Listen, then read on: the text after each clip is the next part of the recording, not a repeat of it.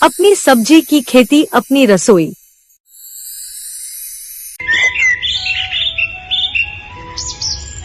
अरे यार, फिर से तुमने करेले बनाकर रख दिए।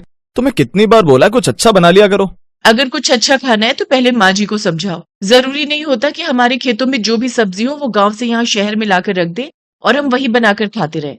प्रियांशी ये बोल ही रही होती है कि तभी प्रियांशी की सास और ध्रुव की माँ कमला अपने कमरे से निकल कर आती है और कहती हैं, तुम्हें तो शुक्र करना चाहिए कि आजकल के इंजेक्शन वाले जमाने में भी तुम्हें खेतों की शुद्ध सब्जियां मिल रही हैं। लेकिन नहीं, आजकल के बच्चों के तो नाटक ही खत्म नहीं होते। माँ जी, मुझे इसके बीच में मत डालिए। ध्रुव बोल रहे हैं कि उन्हें कुछ अच्छा खाना है। अब जो आप मुझे गांव से खेतों की सब्जी लाकर देती हैं, मैं वही तो बनाती हूँ, इसलिए मेरी क्या गलती?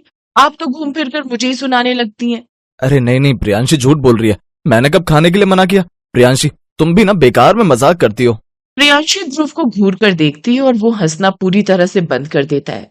ऐसे ही एक दिन प्रियांशी जैसे ही अपनी सास द्वारा गांव से लाई गई लौकी काटती है तो कहती है, ये लो, ये लौकी तो खराब हो गई। अम्मा जी को बताऊंगी तो बेकार में मुझ पर ही गुस्सा करेंगी कि मैंने इसे ढंग से रखा नहीं था। अब प्रियांशी साफ हिस्से को पकाकर तैयार कर देती है, लेकिन वो सब्जी थोड़ी सी ही बनती है।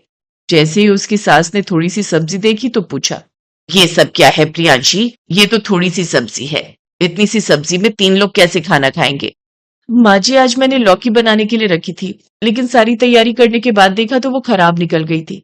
जो हिस्सा ठीक था मैंने बना लिया। आप लोग खा लीजिए, मैं दूध के साथ रोटी खा लूंगी। बड़ी आई महान बनने वाली, सबको ये दिखाना चाहती है कि तेरे ससुराल वाले तुझे ठीक से खाना नहीं देते। कोई बात नहीं, तेरा ये कहना है ना कि गांव से सब्जियां आती हैं तो खराब हो जाती हैं। कोई बात नहीं, अब से हम अपनी बालकनी और छत पर ही सब्जियां उगा लेंगे। हे भगवान, पहले मेरी सास गांव से सब्जियां लाकर मेरे सिर पर रख देती थी। क्या वो काम कम था जो अब मेरी सास घर में ही सब्जियां उगाने की बात कर रही है? अब तो भगवान ही बचाए मुझे। अब ऐसा ही होता है। कमला का एक छोटा सा उसूल बन गया था, अपनी सब्जी की खेती और अपनी रसोई। वो जगह जगह तरह तरह की सब्जियां उगा देती है, जैसे टमाटर, खीरा, लहसुन, धनिया, पुदीना। पूरे घर में जगह जगह पौधे लगे हुए थे। कमला ने प्रियांशी से आकर कहा, सुनो प्रियांशी बहू, हमने सारी तैयारी कर दी है। अब तुम्हें बस मेरे पौधों का बहुत अच्छे से ध्यान रखना है और सभी पौधों को समय पर पानी देना है। माँ जी, आपने सारे पौधे लगाकर तैयार किए हैं।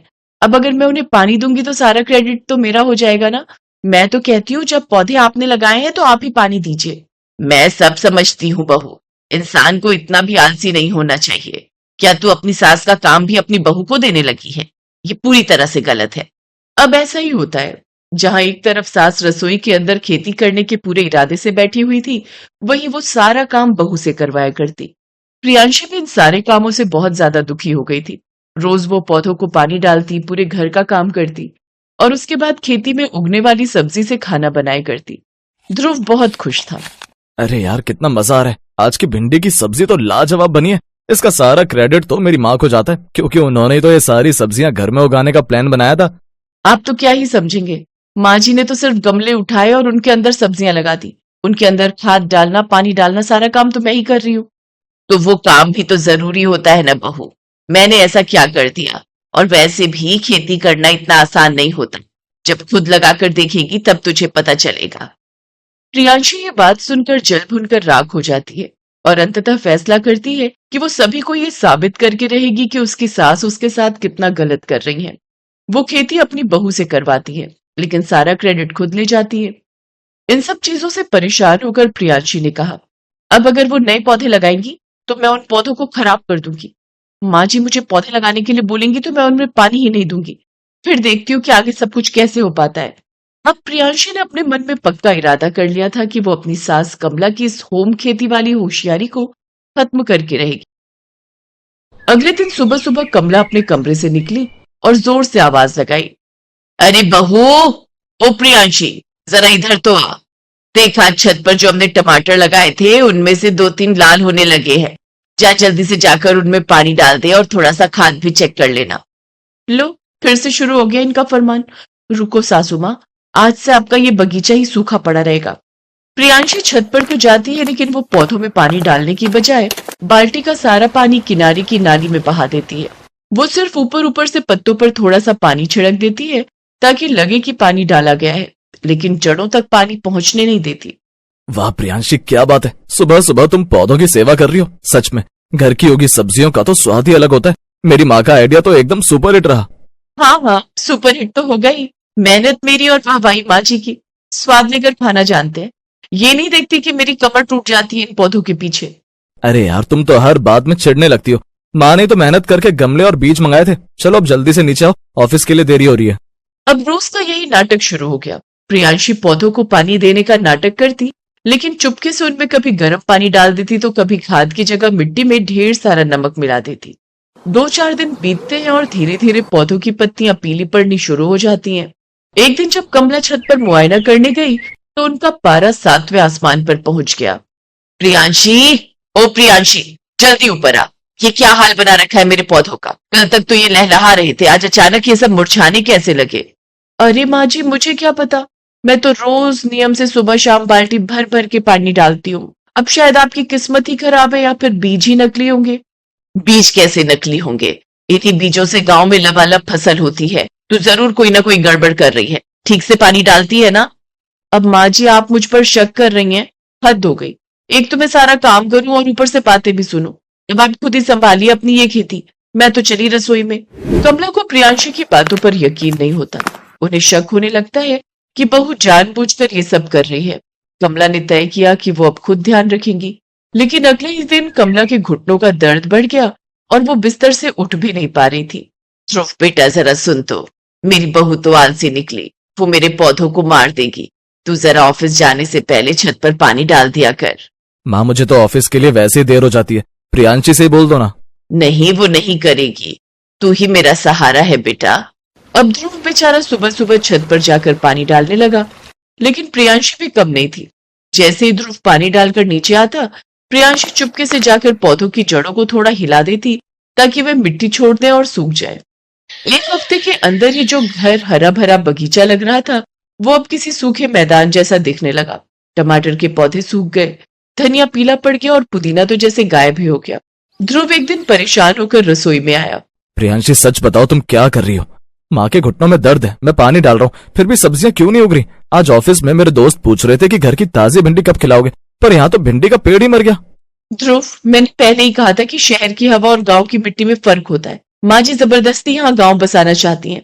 अब देखो, पैसा भी बर्बाद हुआ, गमले भी सड़ रहे हैं और घर में मच्छर अलग से हो रहे हैं। तभी कमला लंगड़ाती हुई वहां आती है और प्रियांशी के हाथ में एक डिब्बा देखती है जिसमें वो कुछ छुपा रही थी। दिखला तो बहू, तेरे हाथ में क्या है? तू क्या छिपा रही है मुझसे? कुछ नहीं माँ जी, ये तो बस कूड़ा है। कमला जबरदस्ती प्रियांशी का हाथ पकड़ती है और देखती है कि उस डिब्बे में नमक और विनेगर है। कमला का दिमाग ठनक जाता है। नमक और सिरका? तो तू ये सब कर रही थी मेरे पौधों के साथ? तभी मैं कहूं कि मेरे कलेजे के टुकड़े जैसे पौधे रातों रात कैसे सूख गए। तूने जानबूझकर मेरे पौधों में नमक डाला ताकि मेरी मेहनत मिट्टी में मिल जाए। हाँ माँ जी, किया मैंने, क्योंकि आपकी इस खेती ने मेरा जीना हराम कर दिया था। आप बैठती थी और हुक्म चलाती थी। सारा दिन मैं मिट्टी और कीचड़ में हाथ सानती रहती थी और जब सब्जी बनती थी तो सारा क्रेडिट आप ले जाती थी। आपने एक बार भी ध्रुव के सामने ये नहीं कहा कि बहू ने बहुत मेहनत की है। प्रियांशी, तुम क्या कह रही हो? सिर्फ क्रेडिट के लिए तुमने इतने सारे पौधों की जान ले ली? तुम्हें पता है माँ को इनसे कितना लगाव था?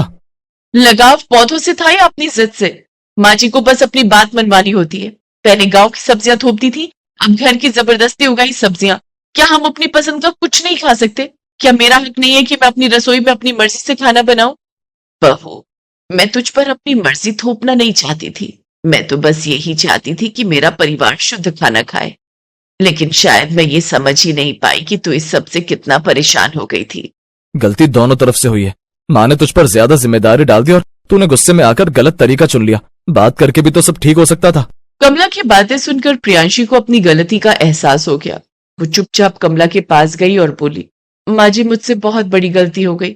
गुस्से में आकर मैंने गलत किया, मुझे माफ कर दीजिए। अब से हम दोनों मिलकर ये खेती संभालेंगे। बहू, रिश्ते पौधों जैसे होते हैं। अगर समय पर प्यार और समझ का पानी मिलता रहे तो हमेशा हरे भरे रहते हैं। और अब से इस खेती का सारा काम हम तीनों मिलकर करेंगे ताकि मेहनत का क्रेडिट भी सबको बराबर मिले। उस दिन के बाद घर की छत पर फिर से हरियाली लौट आई। अब वहां सिर्फ सब्जियां ही नहीं उगती थी, बल्कि सास बहू के रिश्ते में प्यार और अपनापन भी खिलने लगा था। धीरे धीरे प्रियांशी को भी अपनी उगाई सब्जियों का स्वाद पसंद आने लगा और कमला खुश थी कि अब उनकी अपनी सब्जी की खेती अपनी रसोई में पूरे परिवार की बन चुकी थी।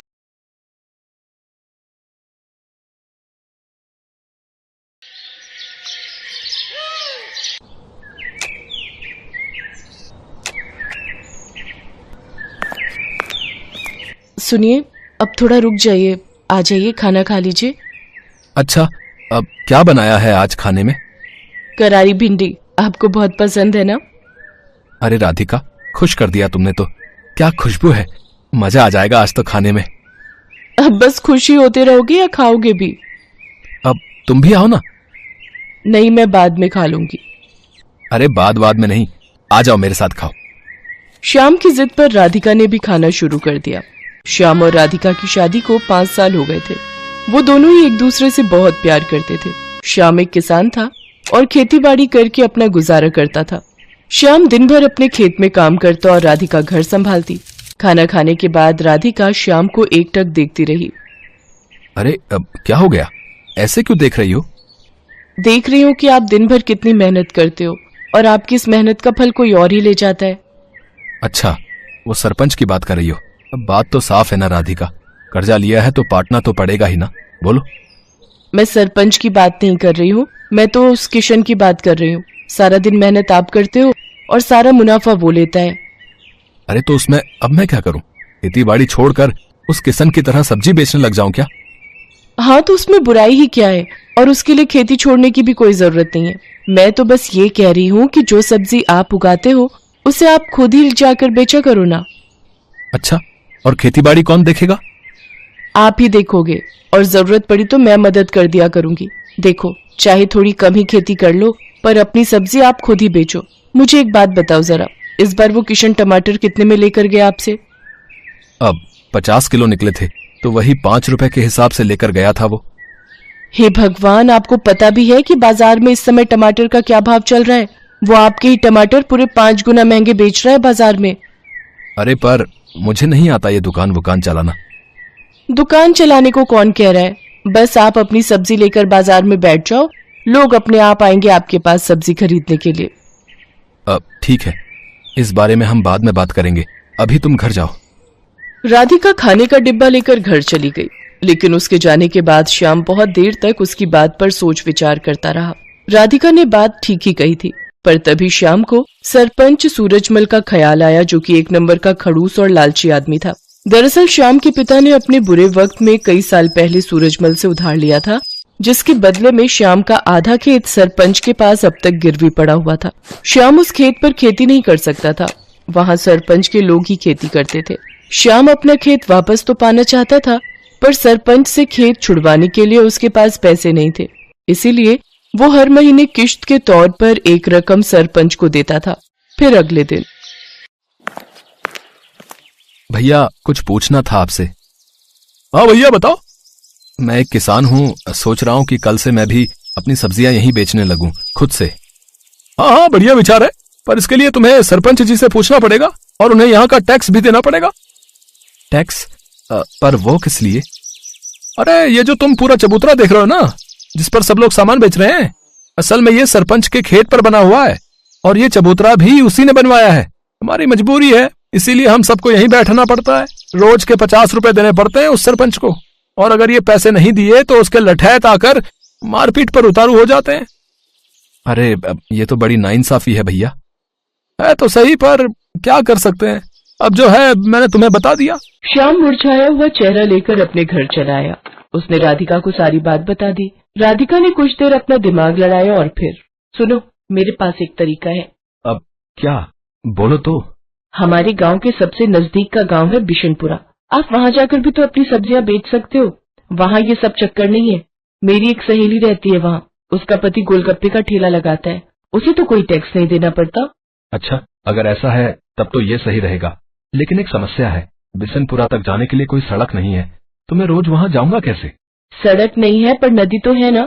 देखो, जिस नदी के किनारे हमारे गांव बसा है, बिशनपुरा भी तो उसी नदी के दूसरे छोर पर बसा है। अब बस आपको एक नाव बनानी पड़ेगी वहां तक जाने के लिए, उसे चलाने में भी कोई खर्चा नहीं।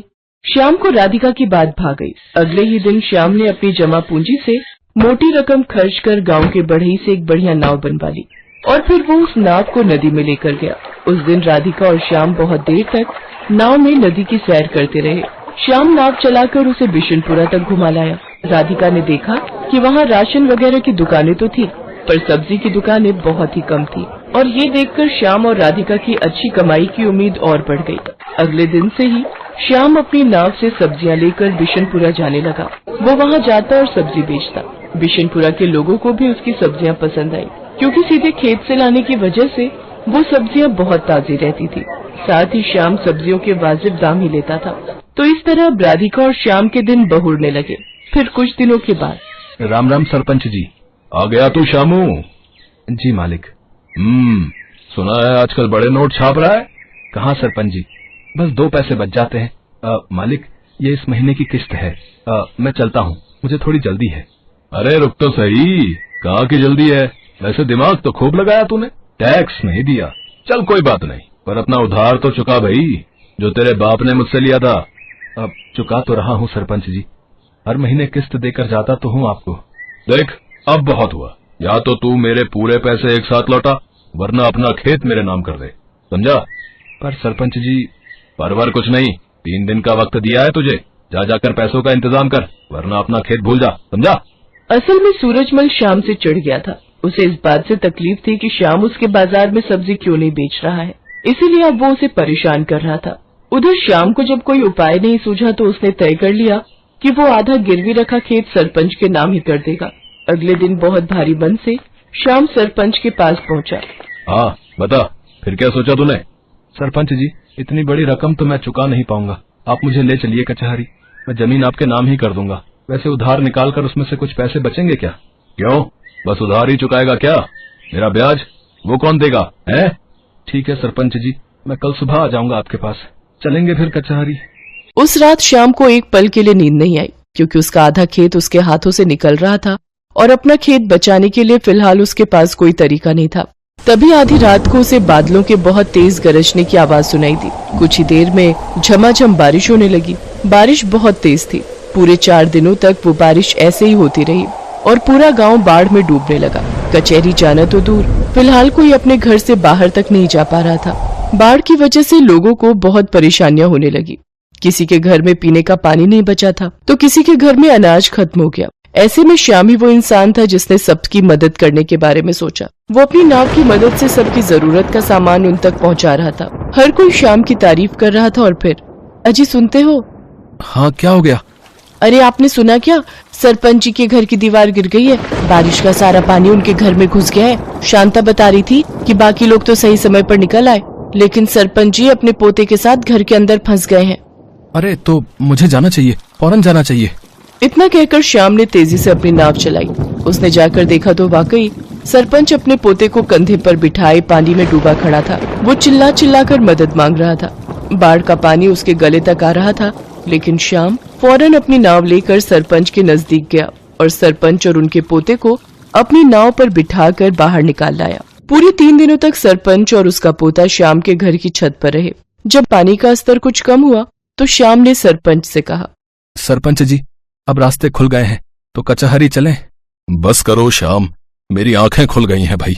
मैंने तुम्हें और तुम्हारे बाबा को बहुत परेशान किया, पर फिर भी तुमने मेरी और मेरे पोते की जान बचाई। मुझे माफ कर दो। और रही बात उस खेत की, तो वो हमेशा से तुम्हारा था और आगे भी तुम्हारा ही रहेगा।